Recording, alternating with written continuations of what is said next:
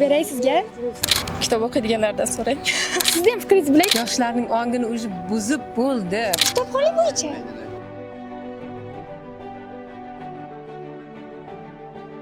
Assalomu alaykum. Bugun texnologiyalar jadal rivojlanib borayotgan bir vaqtda kitobxonlik darajasi ham qay darajada rivojlanmoqda? Ushbu savolimizga batafsil video davomida javob olishingiz mumkin. Bizni kuzatishda davom eting. Nega hozirgi yoshlar orasida kitob o'qish holati kamayib bormoqda? Nima deb o'ylaysiz?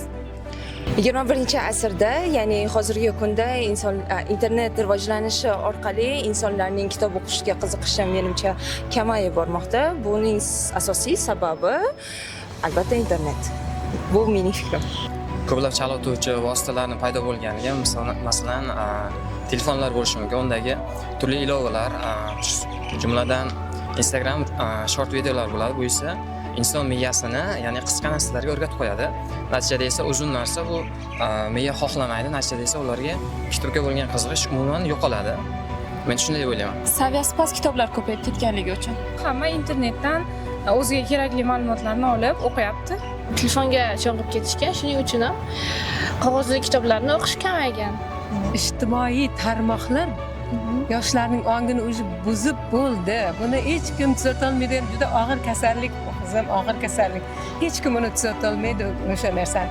O'sha ijtimoiy tarmoqlar bo'lmaganda edi mana bizning yoshligimizdagidek. Kutubxonada kitob qolmasdi. Hamma talabalar, o'quvchilar, yoshlar faqat kitob o'qigan bo'lardi. Oxirgi o'qigan adabiyotingizni eslay olasizmi?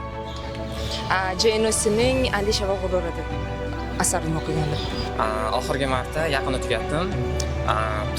Turk adabiyotidan Kadir Akilning Dard etma, Alloh yetar kitobini tugatdim. Saodat asri, psixologik shunaqa kitoblar o'qiganman. Atom odatlar. Hozirda talabalarimizga qaysi adabiyotni yoki qaysi kitobni o'qishni tavsiya beradingiz? Yoshlik bolaligimda Xudoybek To'xtaboyevning asarlarini o'qigandim. Men nima qilaveringki, O'tkir Hoshimovning asarlarini o'qiy boshladim. Shu o'smirlikka qarab borib o'qiy boshladim o'sha asarlarni. Masalan, Martin Eden degan kitobni o'qiganman.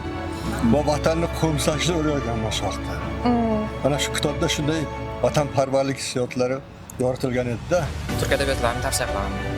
Yulduzli tunlar juda ham qiziqarli. Masalan, keyin Imomning Maneken qizi. Yashamoq ham zo'r. Salbiy qahramonlardan uzoqlashish ko'nikmalari shakllanadi, o'ylayman-da. Bizlar yoshida ko'p kitob o'qiganmiz. O'qituvchilarimiz ham shuni targ'ib qiladilar vaqtda. Kitoblarni o'qinglar deb. Hozir ham o'qiyman. Hozir ham bu yoshga qaramaydi. O'qish kerak. Kitobdan ajralish kerak emas. Kitob bizga ma'naviy oziqa beradi. Bizga kuch bag'ishlaydi, motivatsiya beradi. Xullas, bizning ma'naviy rivojlanishimizga katta ahamiyatga ega.